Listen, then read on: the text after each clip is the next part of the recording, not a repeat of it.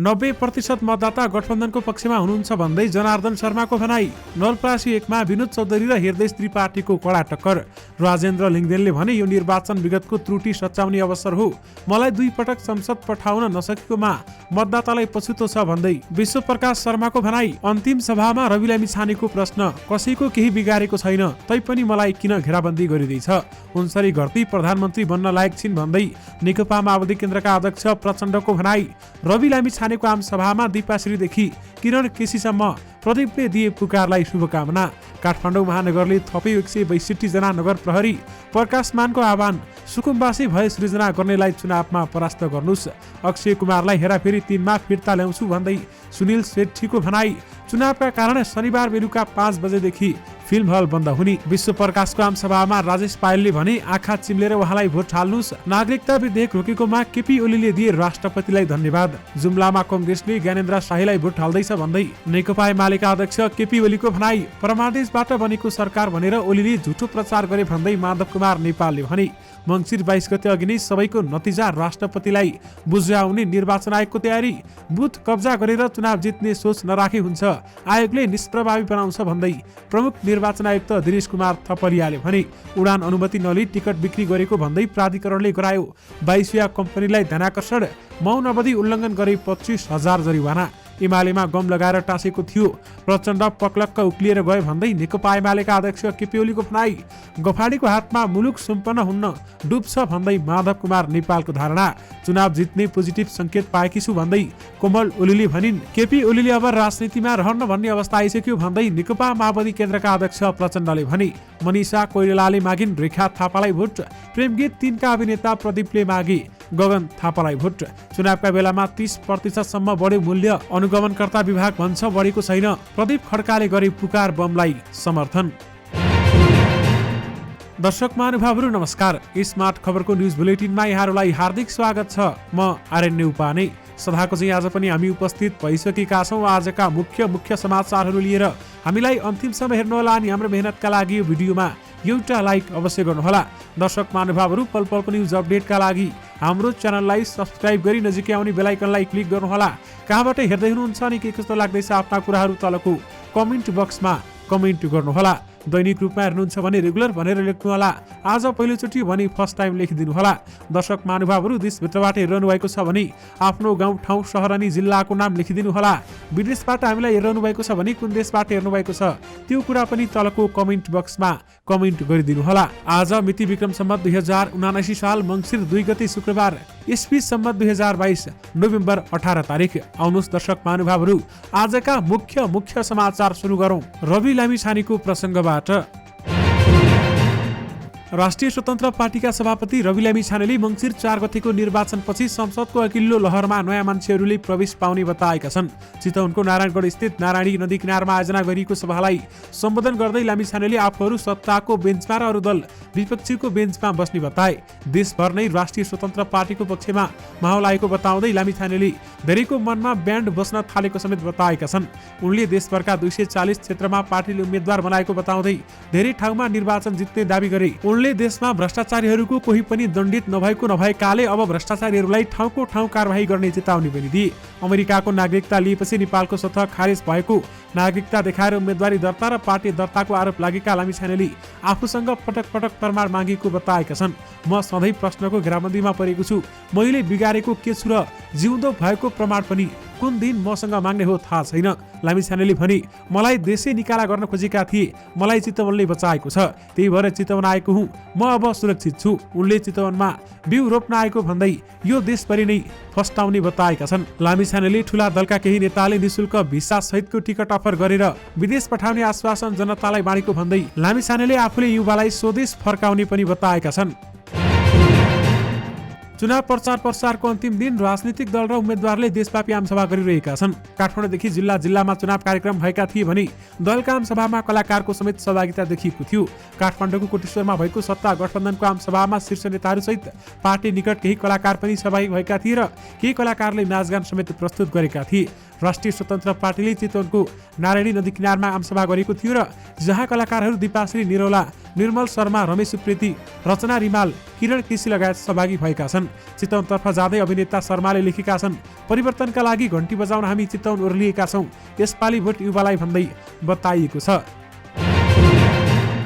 प्रेम गीत अभिनेता प्रदीप खड्का र निर्माता सन्तोष सेनले काठमाडौँ 1 मा राष्ट्रिय स्वतन्त्र पार्टीका उम्मेद्वार पुकार बमलाई शुभकामना दिएका छन्।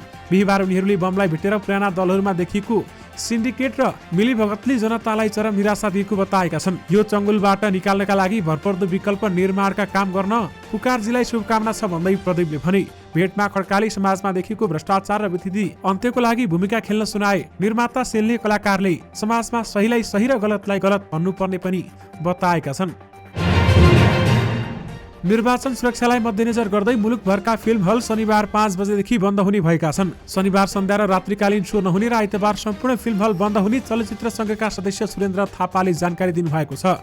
क्युएफएक्स सहितका मल्टिप्लेक्सले शनिबार 5 बजेसम्म मात्रै शो राखेका छन् र निर्वाचनको दिन आइतबार फिल्म हल बन्द हुने र त्यस दिन अत्यावश्यक रहेका सवारी साधन पनि चलाउन नपाइने सूचना जिल्ला प्रशासन कार्यालयहरूले जारी गरिसकेका छन्। निर्वाचन माहौलका कारण अहिले फिल्म हलको अकुपेन्सीमा समेत गिरावट आइरहेको छ र चलिरहेका फिल्मले समेत दर्शकलाई तान्न सकिरहेका छैनन्। तर निर्वाचनपछि फिल्म लयमा फर्किने देखिएको छ। निर्माताले छायाङ्कनदेखि अन्य कार्यक्रम पनि चुनाव पछाडिलाई तय गर्न थालेका छन्। नेकपा एमालेका अध्यक्ष केपी शर्मा ओलीले नागरिकता विधेयक रोकेको भन्दै राष्ट्रपति विद्यादेवी भण्डारीलाई धन्यवाद दिएका छन्। झापामा आयोजित चुनावी सभालाई सम्बोधन गर्दै उनले नागरिकता विधेयक प्रमाणीकरण नगर्ने राष्ट्रपति भण्डारीको कदमको प्रशंसा गरेका हुन्। संसदमा विचाराधीन नागरिकता विधेयक रोकेको आरोप लगाउँदै उनले आफू प्रधानमन्त्री हुँदा अध्यादेशबाट कानून ल्याएर नागरिकता दिन लाग्दा अदालत गएर प्रचण्ड देउबा र माधव नेपालले नै रोकाएको आरोप लगाएका छन्। अध्यक्ष ओलीले भने विदेशीलाई तुरुन्तै दिनको लागि हतारमा पेलापेल गर्न खोजे। धन्यवाद राष्ट्रपतिज्यू, उहाँले रोक्नुभयो। राष्ट्रपतिको काम यस्तै बेलामा आउँछ भन्दै उहाँले प्रशंसा समेत गर्नुभएको छ। निर्वाचन आयोगले प्रतिनिधि सभा तथा प्रदेश सभा निर्वाचनको सबै परिणाम मङ्सिर 22 गते अगावै आउने दावी गरेको छ। आज गरेको पत्रकार सम्मेलनमा प्रमुख निर्वाचन आयुक्त दिनेश कुमार थपलियाले मङ्सिर 22 गते भित्र सम्पूर्ण नतिजा राष्ट्रपतिलाई बुझाउने तयारी रहेको बताएका छन्। आयोगका अनुसार प्रतिनिधि सभा तथा प्रदेश सभाको समानुपातिक मत समेत गणना गरी विजयी हुनेहरूको नामावली 22 गते अघि नै तयार गरिनेछ। शान्तिपूर्ण र निष्पक्ष रूपमा चुनाव गराउन आफू प्रतिबद्ध रहेको भन्दै आयोगले यसअघि गडबड देखिएका क्षेत्रमा हवाई गस्ती गरिने समेत पनि बताइएको छ। यस्तै आयोगले मौन अवधि सुरु हुन अघि नै ठाउँ ठाउँमा अनुगमनका लागि घुम्ती टोली पनि खटाउने बताएको छ। अभिनेत्री मनिषा कोइरालाले रेखा थापाको लागि भोट मागेकी छन्। उनले मोरङ क्षेत्र नम्बर 3 बाट उम्मेदवारी दिएकी राप्रपाकी नेत्री तथा चर्चित अभिनेत्री रेखा थापाका लागि मत मागेकी हुन्। मनिषाले एक भिडियो सन्देश मार्फत प्रतिनिधि सभा सदस्यका लागि रेखालाई भोट मागेकी हुन्। उनले रेखालाई निडर र हिम्मतवालीको संज्ञा दिँदै जितको लागि शुभकामना समेत दिएकी छन्। मनिषाले भोट मागेको भिडियो रेखाले सामाजिक सञ्जालमा सेयर गरेकी छन् र उक्त भिडियोमा मनिषाले भनेकी छन्, देश यति बेला निर्वाचनमय भएको छ। हाम्रै कला क्षेत्रबाट ख्याति कमाउनु भएको निडर हिम्मतवाली राप्रपाकी कुशल नेत्री रेखा थापा मोरङ क्षेत्र नम्बर 3 बाट प्रतिनिधि सभा सदस्यमा उठ्नु भएको छ। म उहाँलाई विजयको अग्रिम शुभकामना सहित समर्थन गर्दछु। मोरङ 3 बाट मलाई हेरिरहनु भएको व्यक्तिलाई यसपटक साहसी नारीलाई साथ दिन अनुरोध गर्दछु भन्दै उनले बताएकी छन्। राष्ट्रिय प्रजातन्त्र पार्टीका अध्यक्ष राजेन्द्र लिङदेनले 4 मङ्सिरको प्रतिनिधि सभा र प्रदेश सभाको निर्वाचनलाई केवल आवधिक निर्वाचनको रूपमा मात्रै नभई विगतका कमी कमजोरी सच्याउने अवसरको रूपमा सदुपयोग गर्नुपर्ने बताएका छन्। निर्वाचनको मौन अवधि सुरु हुन अघि एक भिडियो सन्देश जारी गर्दै उनले राप्रपाले हाम्रै जीवनकालमा समृद्ध नेपाल बनाउने र नेपाल बनेको हेर्न आम चाहना परिपूर्ति गर्ने संकल्प लिएको पनि बताएका छन्। उनले राष्ट्रिय राजनीतिमा राप्रपा नवीन सोच र दृष्टिकोणका साथ जनताको माझमा आएकाले आफ्नो पार्टीका प्रतिनिधि सभा र प्रदेश सभा सदस्यका उम्मेदवारलाई मत दिई विजय गराउन अपील गरेका छन्। अध्यक्ष लिङदेनले जीवनमा पहिलो पटक भोट हाल्न लागेका युवा मतदातालाई आगामी निर्वाचनलाई देशको भाग्य र भविष्य बदल्ने निर्वाचनको रूपमा सदुपयोग गर्न आग्रह पनि गरेका छन्। नेपाली कंग्रेसका नेता प्रकाशमान सिंहले काठमाडौँका भूमिहीन सुकुम्बासी र अव्यवस्थित बसोबासीहरूलाई निर्वाचनको समयमा हटाउन खोजिएको भन्दै आपत्ति जनाएका छन्। यो काम निर्वाचन आचार संहिता विपरीत हुने जिकिर छ। काठमाडौँ महानगरपालिका वडा नम्बर 31 जागृति नगर बस्तीमा आज बिहान आयोजित चुनावी सभालाई कार्यक्रमलाई सम्बोधन गर्दै काठमाडौँ क्षेत्र नम्बर 1 का उम्मेद्वार समेत रहेका सिंहले भूमि आयोगको प्रतिवेदनका सुझाव नआएसम्म प्रतीक्षा गर्नुपर्ने बताए। बागमती नदी किनारमा बस्ती हटाउन सूचना जारी गरिएकोमा आपत्ति जनाउँदै उनले भने बागमती सभ्यता सर्वाधिकार सम्पन्न समिति किन नहोस्, खास गरेर महानगरपालिका किन नहोस्। राष्ट्रभूमि आयोगको प्रतिवेदनमा जुन सुझावहरू दिएको हुन्छ ती सुझावहरूलाई कार्यान्वयन गर्ने समयसम्ममा हामी सबैको त्यसको प्रतीक्षामा बस्नु पर्दछ भन्दै उहाँले बताउनु भएको छ। सुकुम्बासीमा भय सृजना गर्नेलाई चुनावमा परास्त गर्नुहोस् भन्दै प्रकाश पालले आह्वान समेत गरेका छन्। नेकपा एमालेका अध्यक्ष केपी शर्मा ओलीले जुम्लामा कङ्ग्रेसले राप्रपाका तर्फबाट प्रतिनिधि सभा सदस्यमा उम्मेद्वार रहेका ज्ञानेन्द्र शाहीलाई भोट हाल्ने दावी गरेका छन्। जुम्लामा माओवादीको मान्छेलाई साझा उम्मेद्वार बनाएको छ गठबन्धनले। कङ्ग्रेसले राप्रपाको ज्ञानेन्द्र शाहीलाई भोट हाल्दैछ। लुकेर बिहिबार झापाको मेचीनगर नगरपालिका स्थित इटा भट्टामा आयोजित चुनावी सभालाई सम्बोधन गर्दै अध्यक्ष ओलीले भनेका छन्। एमालेलाई राप्रपासँग गठबन्धन गरेको भनी हुने गरेको आरोपलाई चिर्ने प्रयास गर्दै ओलीले थपे, हामी त खुलेआम यहाँ झापा 1 मा सबिना बजगाई राप्रपाबाट प्रदेशसभा निर्वाचन क्षेत्र नम्बर 1-2 उम्मेद्वारलाई प्रदेशसभामा उठाएका छौं। खुलेआम भोट हाल्छौं, लुकेर होइन। उहाँहरू बेइमानी गरेर भोट हाल्दै हुनुहुन्छ। हामी इमानका साथ खुलेआम भोट हाल्दछौं भन्दै उहाँले बताउनु भएको छ। यानि कि जुम्लामा कङ्ग्रेसले ज्ञानेन्द्र शाहीलाई भोट हाल्दैछ भन्दै केपी ओलीको भनाइ रहेको छ। नेकपा एकीकृत समाजवादीका अध्यक्ष एवं पूर्व प्रधानमन्त्री माधव कुमार नेपालले आसन्न प्रतिनिधि सभा र प्रदेशसभा निर्वाचनमा पराजय हुने देखेपछि एमाले अध्यक्ष केपी ओलीले वर्तमान सरकारलाई परमादेशबाट बनेको भनेर लाञ्छना लगाउने गरेको आरोप लगाएका छन्। लोकतान्त्रिक वाम गठबन्धन काठमाडौँ 2 द्वारा काठमाडौँमा आयोजित चुनावी सभामा बोल्दै अध्यक्ष नेपालले यस्तो अभिव्यक्ति दिएका हुन्। उनले परमादेशबाट बनेको सरकार भनेर ओली एन्ड कम्पनीले दिएको अभिव्यक्ति अत्यन्तै आपत्तिजनक रहेको टिप्पणी समेत गरे। तत्कालीन एमाले र माओवादी केन्द्रको सहकार्यमा मात्रै 2074 सालमा निर्वाचनमा जनताले बहुमत दिएको सत्यलाई समेत ओलीले अस्वीकार गरेर झुट प्रचार गरिरहेको अध्यक्ष नेपालको भनाइ रहेको छ। निर्वाचन आयोगले बुथ कब्जा गरेर चुनाव जित्ने सोच नराख्न उम्मेद्वारहरूको ध्यानाकर्षण गराएको छ। बुथ कब्जा लोकतान्त्रिक मान्यता विपरीत भएकाले त्यस्तो सोच नराख्न आयोगले उम्मेद्वारको ध्यानाकर्षण गरेको छ। आयोगका प्रमुख निर्वाचन आयुक्त दिनेश कुमार थपलियाले बुथ कब्जालाई निष्प्रभावी बनाउने ढङ्गले सुरक्षा प्रबन्ध गरिएको बताएका छन्। बुथ कब्जा गरेर चुनाव जित्न खोज्नेले मुलुकको हितमा काम गर्दैन। यो काम लोकतान्त्रिक मान्यता विपरीत छ। कुनै पनि उम्मेद्वारले बुथ कब्जा गरेर चुनाव जित्ने सोच नराखे हुन्छ भन्दै थपलियाले भनेका छन्। बुथ कब्जाको प्रयास कहीँ कतै भएमा तुरुन्तै स्थानीय निर्वाचन अधिकृतको कार्यालयमा सूचना दिन आयोगले मतदातालाई आग्रह पनि गरेको छ। प्रेम गीत अभिनेता प्रदीप खड्काले गगन थापालाई भोट मागेका छन्। केही दिन अगाडि नवलपरासी पुगेर कङ्ग्रेस उम्मेद्वार विनोद चौधरीलाई भोट मागेका खड्काले अहिले कङ्ग्रेसबाट काठमाडौँ क्षेत्र नम्बर 4 का उम्मेद्वार बनेका गगन थापालाई भोट मागेका हुन्। गगनको चुनावी घरदैलोमा पुगेर प्रदीपले उनको पक्षमा भोट मागेका छन्। प्रदीपले घरदैलोमा पुगेर आफ्ना लागि भोट मागेको भिडियो गगनले सामाजिक सञ्जालबाट सेयर गरेका छन्। भिडियोमा प्रदीपले गगनलाई भावी प्रधानमन्त्रीको रूपमा समेत चर्चा गरेका छन् र त्यस्तै वरिष्ठ साहित्यकार श्रवण मुकारुङले पनि गगन थापालाई भोट मागेका छन्। उनले भनेका छन्, गगन थापालाई जिताउनु भनेको नेपाल र नेपालीलाई र साथमा नेपालीको सपनालाई जिताउनु हो। अभिनेता प्रदीपको पछिल्लो फिल्म प्रेम गीत 3 केही अगाडि प्रदर्शनमा आएको थियो र नेपाली हिन्दी दुई भाषामा नेपाल र भारतमा रिलिज भएको यो फिल्मले व्यवसाय समेत राम्रो गर्न सफल भएको थियो। नवलपरासी निर्वाचन क्षेत्र नम्बर 1 को प्रतिनिधि सभा सदस्य उम्मेद्वार विनोद चौधरी मनोनयन दर्ता गरेदेखि नै भोट माग्न निरन्तर आफ्नो क्षेत्रमा खटिएका छन्।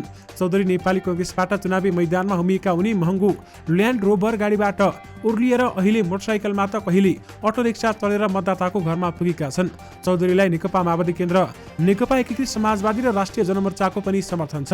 कङ्ग्रेस उम्मेद्वार चौधरीलाई यहाँ जनता प्रगतिशील पार्टीका अध्यक्ष हृदय त्रिपाठीले टक्कर दिएका छन्। त्रिपाठी पनि यहाँ एक्लै छैनन्। एमालेको सूर्य चिन्हबाट 2074 को चुनाव जितेका उनलाई यसपटक पनि एमालेले काँध दिएको छ। एमालेसँग तालमेल गरेको जनता समाजवादी पार्टीको समर्थन पनि त्रिपाठीलाई रहेको छ र साथमा नवलपरासी 1 मा विनोद चौधरी र हृदय त्रिपाठीको कडा टक्कर देखिएको छ।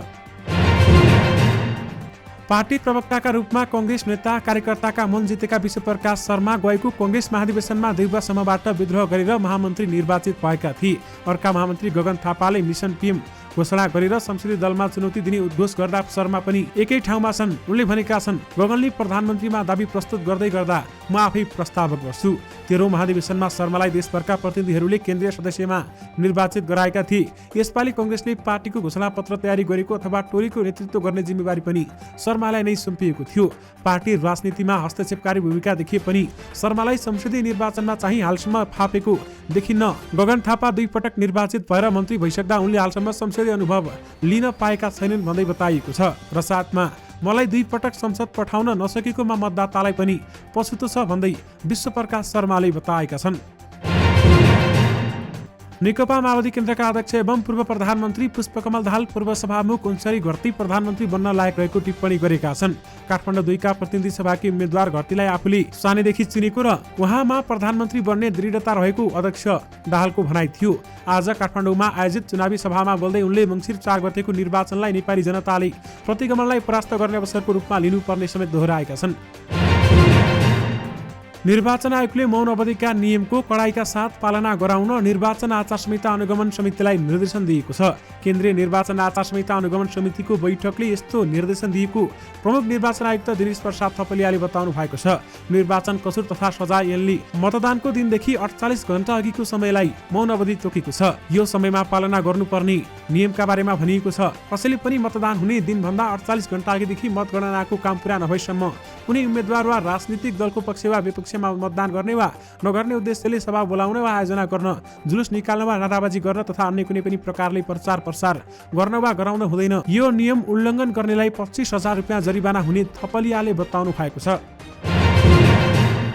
उडान अनुमति नलिई यात्रुलाई टिकट बिक्री वितरण गरेको भन्दै नागरिक उड्डयन प्राधिकरणले वायुसेवा कम्पनीहरूलाई ध्यानाकर्षण गराएको छ। विगत केही दिनदेखि केही वायुसेवा कम्पनीले अनुमति प्राप्त नगरी चार्टर उडानको नाममा टिकट बिक्री वितरण गराई यात्रुहरूलाई विमानस्थलमा अलपत्र पार्ने गरेको कार्यप्रति प्राधिकरणको गम्भीर ध्यानाकर्षण भएको छ। प्राधिकरणले आज प्रेस विज्ञप्ति जारी गर्दै वायुसेवा कम्पनीहरूलाई ध्यानाकर्षण गराएको हो। सबै प्राधिकरणले अनुमति लिएर मात्र यात्रुलाई टिकट बिक्री वितरण र उडान गर्न अनुरोध गरेको छ। नेपाल नागरिक उड्डयन प्राधिकरण ऐन 2053 तथा नागरिक उड्डयन नियमावली 2058 अनुसार नेपालको हवाई क्षेत्रमा उडान अवतरण गर्न कुनै पनि वायुसेवा कम्पनीले प्राधिकरणको अनुमति लिनुपर्ने अनिवार्य कानुनी व्यवस्था रहेको छ। सो व्यवस्था बमोजिम उडान गर्नु पूर्व प्राधिकरणबाट अनुमति प्राप्त गरे पश्चात मात्र सम्बन्धित उडानको टिकट बिक्री वितरण गर्न गराउन प्राधिकरणले सम्बन्धित वायुसेवा कम्पनी र जीएसलाई निर्देशन दिएको हो। गायक राजेश पायल राईले झापा 1 मा सत्ता गठबन्धनबाट नेपाली कांग्रेसका उम्मेद्वार विश्वप्रकाश शर्मालाई भोट मागेका छन्। झापामा आयोजित आमसभामा राजेश पायलले आफ्ना हिट गीतमा सांगीतिक प्रस्तुति समेत दिएका थिए। आमसभामा उनले आँखा चिम्लेर शर्मालाई भोट दिन मतदातालाई आग्रह समेत गरे। आफ्नो चर्चित थेगो यो भन्दै चुनावी सभालाई सांगीतिक माहौल बनाएका थिए र खोटाङमा भएको कन्सर्टपछि राजेश पायल बिहीबार झापा पुगेका थिए। केही दिनअघि राजेश पायलले जनता समाजवादी पार्टीलाई पनि भोट दिन आग्रह गरेका थिए र राइज किङको रूपमा चर्चित राजेश पायल सांगीतिक reality so the voice of नेपालका कोच समेत रहेका छन्।